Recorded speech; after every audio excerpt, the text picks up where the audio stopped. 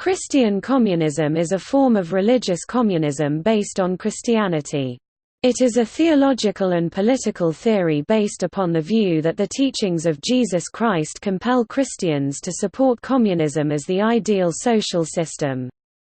Although there is no universal agreement on the exact date when Christian communism was founded, many Christian communists assert that evidence from the Bible, in the Acts of the Apostles, suggests that the first Christians, including the Apostles, established their own small communist society in the years following Jesus's death and resurrection. As such, many advocates of Christian communism argue that it was taught by Jesus and practiced by the Apostles themselves. Some independent historians confirm it.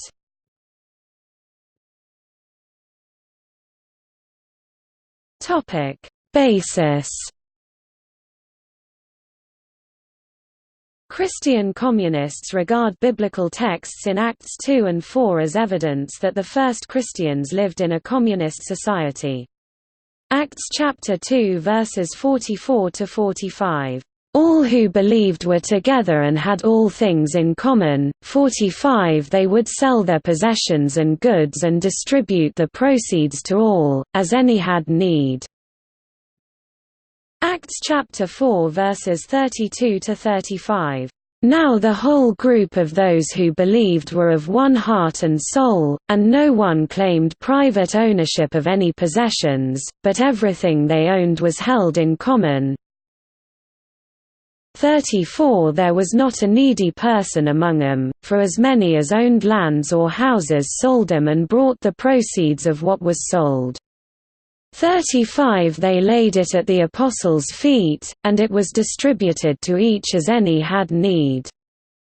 Montero offers anthropological evidence that the practices recounted in Acts chapter 4 verses 32–35 were historical and were practiced widely and taken seriously during at least the first 2 centuries of Christianity. Other biblical evidence of anti-capitalistic belief systems include Matthew chapter 6 verse 24, "No one can serve 2 masters. Either you will hate the one and love the other, or you will be devoted to the one and despise the other. You cannot serve both God and money." The slogan, "Each according to his abilities," has biblical origins too. Act 11:29 states, 29 Then the disciples, every man according to his ability, determined to send relief unto the brethren which dwelt in Judea. The phrase, "to each according to his needs," also has a biblical basis. Acts chapter 4 verse 35. "To the emissaries to distribute to each according to his need." Preaching by Thomas Wharton Collins (1812–1879) describes biblical sources supporting a common property society. Christian communism does not depend merely on the principles of the early apostles. In fact, Christian communists claim that anti-capitalist ideals are deeply rooted in the Christian faith. While modern capitalism had not yet formed in the time of Christ, his message was overwhelmingly against the love of money, greed, and in support of the poor. Christian communists see the principles of Christ as staunchly anti-capitalist in nature. Since, "the love of money is a root of all kinds of evil," 1 Tim 6:10 NRSV, it seems natural for Christians to oppose a social system founded, as Christian communists claim, entirely on the love of money. In fact, Christian opposition to the emergence of such a system largely delayed capitalist development, and capitalism did not gather popular support until John Calvin (1509–1564) endorsed capitalist practice from a religious perspective.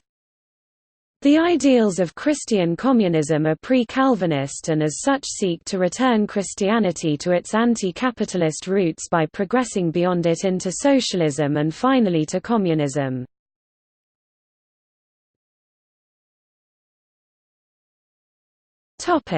Controversy.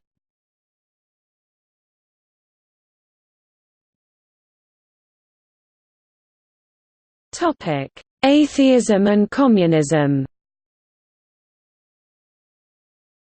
Contemporary communism, including contemporary Christian communism, owes much to Marxist thought, particularly Marxist economics. Not all communists are in full agreement with Marxism, but it is difficult to find any communists today who do not agree at least with the Marxist critique of capitalism. Marxism includes a complex array of views that cover several different fields of human knowledge, and one may easily distinguish between Marxist philosophy, Marxist sociology and Marxist economics.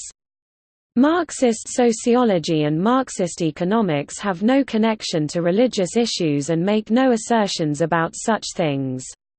On the other hand, Marxist philosophy is famously atheistic, although some Marxist scholars, both Christian and non-Christian, have insisted that Marxist philosophy and the philosophy of Karl Marx and Friedrich Engels are significantly different from one another and that this difference needs recognition. In particular, José Porfirio Miranda found Marx and Engels to be consistently opposed to deterministic materialism and broadly sympathetic towards Christianity and towards the text of the Bible, although disbelieving in a supernatural deity. Vladimir Lenin also allowed Christians in the Bolshevik Party.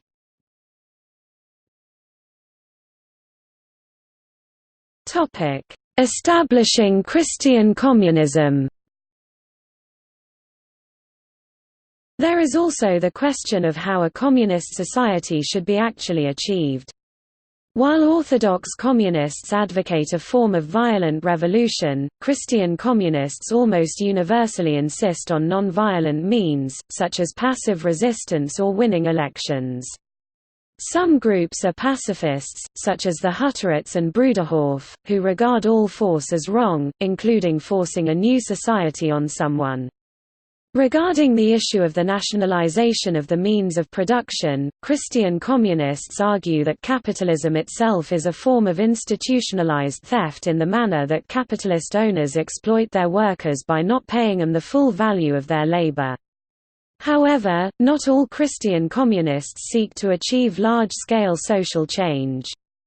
Some believe that rather than attempting to transform the politics and economics of an entire country, Christians should instead establish communism at a local or regional level only.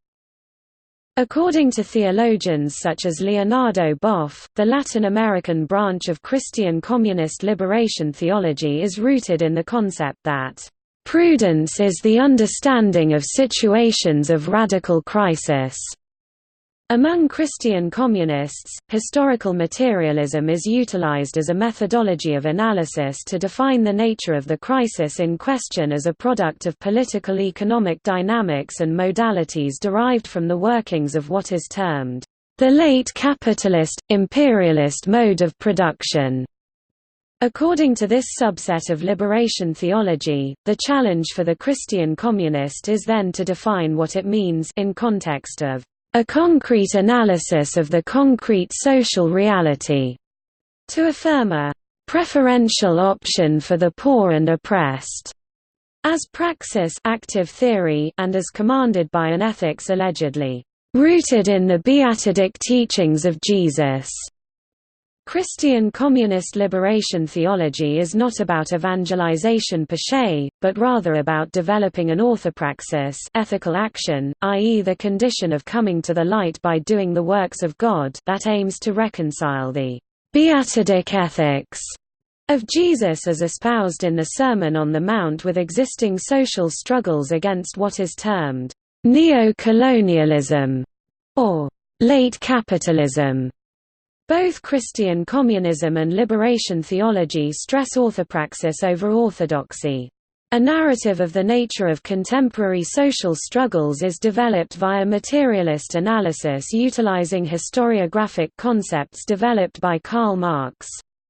A concrete example are the Paraguayan Sin Tierra landless movement, who engage in direct land seizures and the establishment of socialized agricultural cooperative production in asentamientos.